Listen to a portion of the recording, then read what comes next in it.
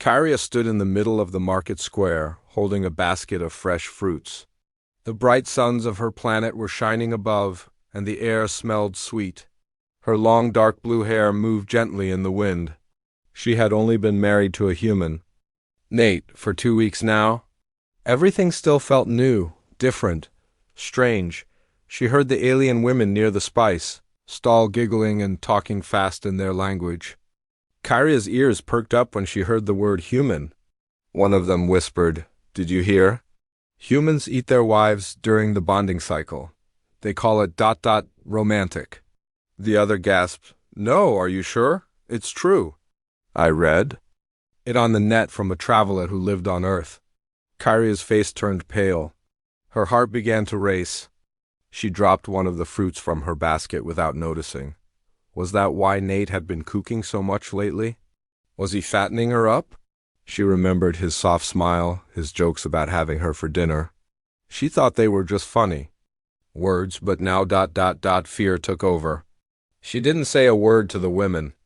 She turned quickly, walked home fast, and then ran the last few steps to the house she shared with Nate. The door slid open and she rushed inside. She slammed the bathroom door shut and locked it. Her breathing was sharp. Her hands shook. She backed up against the wall, sliding down slowly to the floor. "He would single quotes ... would he?" She whispered to herself. An hour later, Nate returned home. He held a small wrapped gift in his hand, something he had picked up for her from the human trade post. When he saw the front door wide open, his smile faded. He stepped inside carefully. "Kyria?" he called gently. No answer. He looked around. The living space was untouched, but the bathroom door was closed and locked. He walked up to it slowly and knocked twice. "Hey, ... you in there?" Still nothing. Did something happen? His voice was filled with concern. "Did I do something wrong?" Inside, Kyria didn't respond. She hugged her knees tightly. Her thoughts raced again. She loved his kindness, but what if it was all fake? What if humans acted sweet before? Eating? She couldn't risk it. She would stay hidden until she figured it out. Nate sat down outside the door. He placed the gift next to him. "I brought you something," he said, trying to keep his voice calm. "You don't have to come out. Just know ... I'm here." He waited for a while, then added, "You remember that movie we watched together last week? The one where the alien saved the human? You said you liked it?" He chuckled softly. "I didn't get half of it, but I liked seeing you smile." Still no answer. He sat there, back against the wall, and sighed. "I'm not leaving," he said quietly. Inside, Kyria listened. Her chest felt tight. She didn't want to cry, but her eyes burned. She remembered his arms around her when she got cold. She remembered how he stayed up with her during her first human meal, making sure it didn't upset her stomach. He was always gentle, but now this terrible thought sat like a rock in her mind. What if everything was a lie? Nate stood up after a while and brought a blanket. He placed it near the door. Then he brought a glass of cool water and set it beside the blanket. "Just in case you're thirsty," he said softly. He left the light on in the hallway and went to sit on the couch. He didn't sleep. Every 10 minutes he looked at the bathroom door, worried. As night fell, the sky outside turned purple. Kyria sat quietly in the dark bathroom, staring at the small crack under the door. The light from the hallway made a soft line across the floor. She hadn't spoken. She hadn't moved. Nate's voice came again, tired but warm. "I don't know why you're afraid. But whatever it is, we'll talk. Okay, I won't push. I just want you to feel safe." Tears finally fell from her eyes. She covered her face and whispered to herself, "Please, let this be a lie. Please let him be different." She didn't unlock the door. But for the first time that day, she believed maybe, just maybe, she could ask him tomorrow. The next morning, Nate woke up on the couch with a stiff neck and a heavy heart. The bathroom door was still closed. The blanket and water glass were untouched. The little gift he brought still sat on the floor next to him, unopened. He got up slowly and walked to the door again. He didn't knock this time. He just spoke gently. "Good morning, Kyria. I hope you're okay in there." Inside, Kyria had stayed awake all night. Her eyes were red from crying. She hadn't eaten or slept. She listened to every sound outside the door. Nate's soft footsteps, his voice, his sighs. She held a towel close to her chest like a shield. Her mind was full of confused thoughts. She tried to remember every moment she had spent with Nate since their wedding. She remembered their first meeting. He had bowed awkwardly and said something silly in her language, making her laugh.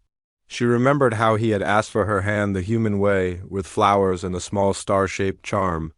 And she remembered the small accident when she had burned her hand while touching a human cooking pot, and Nate had wrapped her hand gently and held it until she felt better. He had always been kind, always patient, but now there was fear. That horrible rumor had planted doubt like poison in her heart. Outside, Nate leaned his head against the door. "I don't know what scared you," he said, "but I promise I'll fix it. I won't force you to come out, but if you want to talk, I'm right here." Kyria closed her eyes. Her voice came out weak and dry. "You won't eat me?" Nate blinked. "What?" She swallowed hard. "I heard humans eat their mates during the bonding cycle." Nate stared at the door in complete shock. Then a nervous laugh escaped his lips, but he quickly stopped. He realized it wasn't funny to her. "No," he said quickly. "No, Kyria, that's not true. Not at all." Inside, she was silent again. "Where did you hear that?" he asked, trying to stay calm. "Some women at the market." Nate sighed and ran a hand through his hair. "Those are rumors, lies. Humans don't do that. Bonding means love, not that." Kyria didn't respond. Nate sat back down beside the door and rubbed his face. He had no idea things like this were being said. Now he understood her fear. But how could he make her believe the truth? He took a deep breath. "Listen, Kyria," he said softly.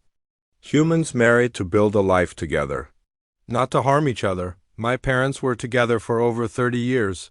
They danced, laughed, argued, and loved. My dad never hurt my mom, never." He paused. "I would never hurt you, ever." The silence behind the door was deep. Then a whisper. "But you joked once. You said you'd have me for dinner." Nate closed his eyes. "I didn't mean it like that. It's just a human joke." "It means the food is ready?" "I didn't know it would scare you." Kyria's voice cracked. "I didn't understand." "I should have explained better," Nate said. "You're still learning about my people. I'm still learning about yours. But I want us to understand each other. I want to make you feel safe." His voice was calm, full of care. "I'm going to prove it to you," he added, "not with words, but with actions." Kyria listened, her heart still unsure. Her body was tired. Her fear had started from a lie, but her mind still clung to it. Nate stood up and said, "I'll bring you something. Please eat a little, just a bite." He went to the kitchen and made her favorite dish, soft grain cakes with fruit paste, just like the ones from her home planet. He placed it on a small tray with warm tea and set it near the bathroom door. "It's all yours," he said softly. "I'll sit far. You don't have to see me. Just eat something." He stepped back and sat on the far end of the hallway. Kyria stared at the tray through the small crack under the door. The smell made her stomach growl, but she was still afraid, still unsure. Still, after some minutes, she slowly opened the door just enough to pull the tray inside. Nate didn't move. He just watched from afar. She took a small bite. Then another. Outside, Nate smiled to himself. It was a small step, but it was a step forward. The next day, Nate sat quietly at the dining table, his hands wrapped around a warm cup of tea. The house felt too quiet. The bathroom door was still closed, but now he knew why. At least a little. He didn't blame her. Not even a little. They came from different worlds, different stars, different cultures. Something that sounded like a harmless joke to him could feel like a terrible threat to her. He stood up and walked back to the door. He knocked softly, just once. "Kyria," he said, "can we talk?" Inside, she was sitting on the floor with the blanket wrapped around her. Her stomach was no longer empty. She had eaten the meal he left yesterday. She had also drunk the tea. She still felt nervous, but her heart wasn't as heavy. "You may speak," she said in a small voice. I know I messed up, Nate said gently. I said things you didn't understand. And you heard things that scared you, but I want to tell you the truth. There was silence. You don't have to open the door, he added. Just listen. He sat down on the floor again and leaned against the wall. His voice was soft. When humans fall in love, we don't hurt the people we care about. We protect them. We build families, homes, memories. We tell dumb jokes sometimes, yes, but we never mean harm. He paused. My father used to say, a real husband makes his wife laugh, not cry. He believed in kindness. He loved my mother until the day he died. Kyria listened quietly. Her hands rested on her knees. She could hear the truth in Nate's voice. She could feel it. The things you heard in the market, he continued, they were wrong. Maybe those women were confused. Maybe they were just trying to be funny. But humans do not eat their mates. That idea is horrible to us. Even hearing it feels wrong. Kyria opened her mouth but didn't speak. Her fingers gripped the blanket tighter. Nate wasn't done. I know words might not be enough, he said. So I'll show you. I found some old Earth books with pictures and stories about human love, about our weddings, our lives. I'll leave them here for you. He placed a small stack of thin books near the door. One of them had a smiling couple holding hands under a tree. Another showed a family sitting around a table, laughing together. I even brought a holovid, he added. It's an old one. It's called The Stars Between Us. It's about a human and an alien who fall in love. I think you'd like it. Kyria looked at the bottom of the door. A part of her wanted to peek. A part of her still hesitated, but she said softly, You are not angry? Never, Nate replied. I'm just sad that you felt so scared. I should have known better. Should have explained things more. There was silence again. Nate stayed beside the door a little longer, then got up and stepped away, giving her space. Inside. Kyria picked up one of the books and flipped it open. The pictures made her heart ache. She saw human couples hugging, laughing, growing old together. None of them looked afraid. None of them looked like prey. She wiped her eyes and whispered, What have I done? She stood slowly and walked toward the door. Her hand touched the lock. She wanted to open it. She really did, but something inside her still held back. Later that evening, Nate placed a plate of fresh food outside the door again. This time, with a little flour resting on the side, he didn't say anything. He just waited nearby. After 10 quiet minutes, the door creaked open just a little. Enough for a hand to reach out and pull the plate inside. The flour was left behind. Nate smiled. He picked it up, held it close, and whispered, Thank you. Inside the bathroom, Kyria sat near the door and began eating slowly. Her mind was still full of questions, but something had changed. The fear wasn't in control anymore. Maybe tomorrow she would speak more. Maybe soon. She'd unlock the door. The sun rose slowly, casting soft orange light across the quiet house. Nate was already awake. He hadn't slept much. He was sitting at the table, flipping through the pages of another book from Earth. This one had photos of weddings, families, and moments from peaceful human life. He had gathered these books from the local trade station, hoping they might help. Kyria was still in the bathroom, but things were changing. She had eaten all the food he left. She had taken the books inside. And most importantly, she hadn't locked the door again after sliding the tray back out last night. It was still shut but unlocked. Nate stood up and carefully knocked. Hey, he said softly. I know you're awake. I thought maybe today I could show you more. I want to help, Kyria. I really do. Inside, Kyria sat cross-legged on a folded towel. The books were beside her, and one was open on her lap. Her eyes were red, but no longer from fear. Last night, she had read about human love stories, looked at their family pictures, and even watched half of the holovid Nate had given her. The couple in the holovid had laughed, cried, and stayed together through hard times. And the alien girl in it was scared at first too, just like her. Kyria slowly walked to the door and opened it just a little. Just enough for her voice to pass through. I want to understand. But I still feel unsure. Nate didn't move. Closer, he stayed where he was and gave a small smile. I understand, he said. So let's take it slow. He reached for a small projector and placed it on the floor. It showed floating images in the air, pictures of his family back on Earth, his parents, his sister. Their family dog. This is my mom, he said, pointing. She loves old music and painting. My dad was a teacher. He believed in peace and respect. They were married for 42 years. Kyria stepped a little closer to the door. She watched the soft images float in the air. She saw Nate's mother hug his father in one picture. They looked old but happy. We humans have many problems, Nate continued. But when it comes to love, we care deeply. We don't harm those we love. Kyria whispered, But the joke. You said you'd have me for dinner. Nate laughed gently, not mocking, just warm. Yes, I said that, and I'm sorry. It's an Earth saying. It means you look so good I could eat you up, but only in a funny, loving way. Not real, not ever serious. She didn't laugh, but she nodded. I think I understand better now. You can ask me anything, Nate said. No. Matter how strange it sounds, no judgment. She thought for a moment. Why do you knock every time? He smiled. Because I want you to feel safe. Knocking is a way to ask for permission. It shows respect. I want you to know you're in control. Those words made something soften inside her. She opened the door a little wider and stepped out. Just a few steps. Nate stood still, letting her choose the distance. Thank you, she said. Her voice was small but clear, always, he replied. They sat down together on the hallway floor. Nate played more Hollywood clips. He showed her Shudh months after the new shield's success were peaceful. Valera Prime began to change.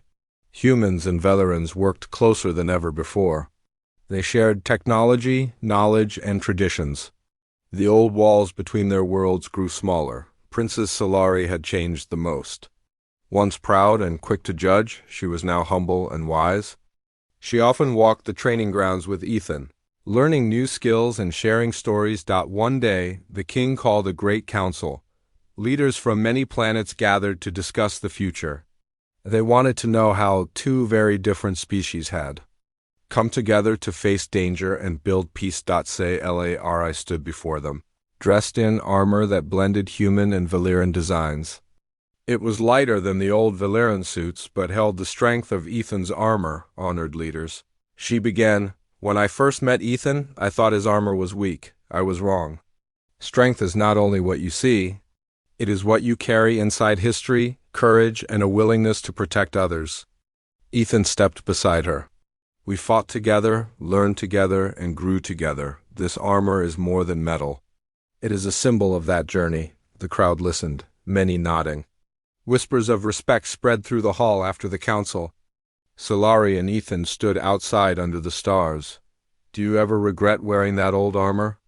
Solari asked with a smile. Never, Ethan said.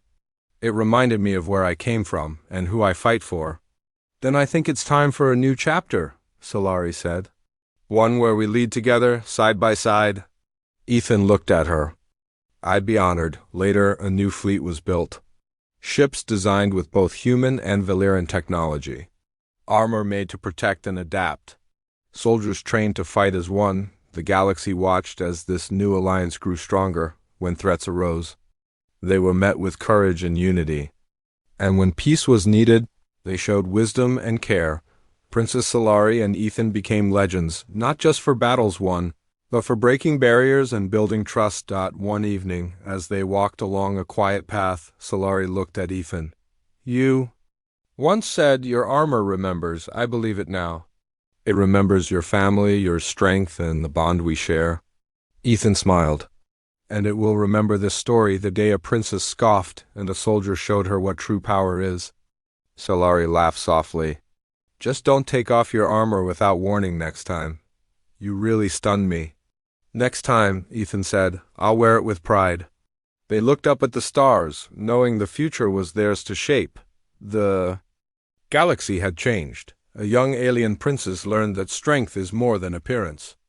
A human soldier proved that true power comes from heart. History and courage. And together, They showed the universe that differences are not weaknesses, but the strongest bonds. Their story would be told for generations, a tale of respect, friendship, and the armor that held it all together. RT scenes from real weddings on Earth, people dancing, singing, and exchanging vows.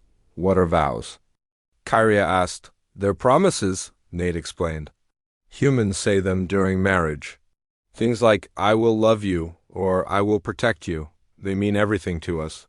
She was quiet for a long time. Then she asked, Did you say vows? To me? He looked at her gently. We didn't have a full ceremony, but yes, I said mine in my heart. She looked down at her hands. I want to say mine one day. Out loud. Nate's chest felt tight, not from pain but something warm. He nodded, and I'll be right there when you do. They stayed together in the hallway for a while, not speaking much. But something had changed. The air felt lighter, safer. Later that evening, Kyria returned to the bathroom, but not to hide, just to wash her face and think. When she came out, Nate was in the kitchen, making dinner. The smell of warm spices filled the room. He turned and smiled. Hungry? She nodded slowly. Yes, but no jokes this time. Nate raised his hands with a playful grin. No jokes, just food. And for the first time in days, they sat at the table together, still learning, still healing. But now, no longer apart, the evening light shone softly through the windows as Nate and Kyria sat across from each other at the small dining table. The air smelled of cooked grains and sweet fruits. For the first time in days, they were sharing a meal together, not through a door, but side by side. Kyria looked down at her plate, then slowly met Nate's eyes. I want to say something, she began quietly. Nate reached out and gently took her hand in his. You can say anything, he said softly. She took a deep breath. I'm sorry. For locking myself away, for not trusting you at first. Nate shook his head with a warm smile. There's nothing to forgive. I understand why you were scared. Your feelings were real. Her eyes filled with tears, but they were not from fear anymore. I thought maybe humans were dangerous, that I would lose myself. You won't lose yourself, Nate promised. We will find our way together, slowly, carefully. She nodded. Thank you for being patient, he squeezed her hand. You taught me patience too. And humility. Love is not easy, but it is worth it. They ate in comfortable silence for a while. Then Kyria asked, How do humans show love? Nate smiled, thinking, in many ways, words, actions, care. Sometimes in small things like sharing food, helping when someone is tired, or just listening. Kyria looked thoughtful. We aliens sometimes show love by gifts or ceremonies, but also by quiet moments like this. Nate laughed softly. Yes, even silence can be love. After dinner, Nate stood and moved toward the window. Would you like to see something? Kyria followed him slowly. Nate turned on a small projector. It lit up the wall with pictures of human families celebrating holidays, birthdays, weddings, and simple moments at home. These are my friends and family, Nate said. Some are very old couples, still in love after decades. Some are new, just like us. Kyria smiled faintly. They look happy. They are. Love takes work, but it can bring joy. She looked at Nate, her eyes shining. I want to learn more about humans, and I want to learn more about you, he said. Tell me about your people's ways. She told him stories about her childhood, her family, and the traditions of her planet. Nate listened closely, fascinated. They spent hours talking, sharing, and laughing. The walls between them began to crumble. Later, Kyria stood and walked to Nate. She hesitated, then hugged him tightly. Thank you, she whispered. Always. Nate replied. As night settled, they sat together under the stars outside. Kyria rested her head on Nate's shoulder. She was no longer afraid. She was hopeful. Days passed, and Kyria and Nate's bond grew stronger. The fear that once filled the air was now replaced with hope and understanding. They took small steps every day to build trust and learn about each other's worlds. One morning, Nate suggested a visit outside the house. Come with me, he said with a smile. I want to introduce you to some human friends. They will show you how we live and love. Caria nodded, feeling a mix of excitement and nervousness. She dressed carefully in her traditional clothes. Wanting to honor her culture even in this new place, they stepped into the busy town. Humans bustled by, smiling and greeting each other. Caria noticed the warm kindness in their eyes. Nate led her to a small park where a group of human couples had gathered for a picnic. Children laughed nearby, chasing butterflies. The scene felt peaceful. "These are my friends," Nate said, introducing Caria. "They have families, too. Some married, some with children." The couples greeted Caria warmly, asking questions about her planet and traditions. She felt welcome and accepted. One woman named Sarah shared stories of her wedding day, explaining how vows were promises made to each other. Another man showed pictures of his family's celebrations. Caria listened closely, seeing the love and joy humans shared. She smiled genuinely for the first time in weeks. Later, Nate and Caria walked hand in hand through the market. Nate showed her human foods and customs.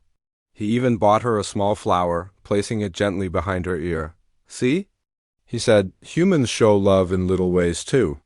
Caria laughed softly. Yes, love is everywhere. That night, back at their home, they cooked a meal together. Nate tried to make her favorite dishes from her planet, and Caria learned how to prepare some human recipes. They ate, talked, and laughed. Nate told jokes carefully this time, making sure they were gentle. Caria single quotes S eyes sparkled as she looked at Nate. "Thank you for teaching me, for being patient. And thank you for trusting me," Nate replied. Their hearts grew closer with every shared moment before sleeping. Caria looked at Nate and said, "I think I'm ready." "Ready for what?" Nate asked, curious. "To open the bathroom door, for real." Nate smiled wide. "I'll be right here, no rushing." The next morning, Caria stood before the bathroom door. She took a deep breath and unlocked it fully. She stepped out and smiled at Nate. "Thank you," she said softly. "You don't need to thank me," Nate replied. "I'm proud of you." From that day, their home felt full of warmth and love. Fear was gone. Trust had returned. They knew challenges lay ahead, but together they could face anything. Months passed since Caria unlocked the bathroom door and stepped back into Nate's life fully. Their home was no longer just a house, it was a real home, full of laughter, warmth, and shared dreams. One evening, Nate and Caria planned a special dinner. They invited both humans and aliens from their town, a celebration of friendship, trust, and new beginnings. The dining room was bright and full of colorful dishes from both their cultures. Caria had prepared her planet's sweet grain cakes, while Nate cooked human roasted vegetables. Everyone gathered around the large table, smiling and curious. As the night went on, stories were told. Humans spoke about their history and families. Aliens shared their traditions and music. Caria and Nate sat side by side, proud to be the bridge between two worlds. A young alien woman asked Caria, "Do you still believe the old rumor that humans eat their wives?" Caria laughed, shaking her head. "No, now I know it is just a story, not truth. Humans are kind and gentle. Nate showed me that." Nate smiled and raised his glass. To love, trust, and friendship. Everyone cheered. Later, as the guests left, Caria looked at Nate with a warm smile. "Thank you for never giving up on me." He kissed her hand. "You are my partner, my home. Together we are stronger." She nodded, feeling safe and loved. Sometimes, when they were alone, Nate still knocked gently before entering a room. "Old habit," he said with a grin. Caria always smiled back. "And a good one." Their journey had been hard, full of fear and doubt, but they had overcome it with patience, honesty, and love. And now, no rumor or fear could break the bond they had built. Their story was not just about two beings from different worlds. It was about hope. Hope that love can cross any distance, heal any wound, and create a home where everyone belongs.